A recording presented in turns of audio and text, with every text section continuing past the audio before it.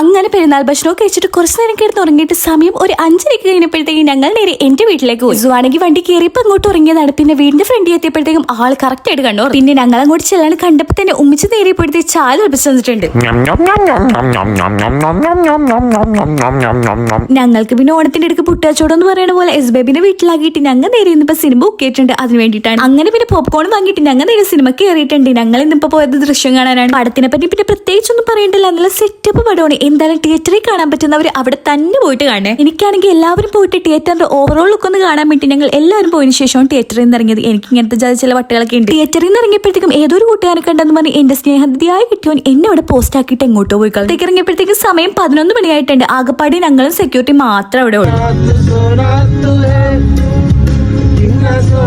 ഇതിപ്പോ നമ്മുടെ favourite song രാത്രിയിലത്തെ night റൈഡും അതിന്റെ ഫീൽ ഒന്ന് വേറെ തന്നെയാണ്. അങ്ങനെ നേരെ പോയിട്ട് വീട്ടിൽ പോയി ഫുഡും കഴിച്ചിട്ട് നേരെ ഞങ്ങളുടെ വീട്ടിലേക്ക്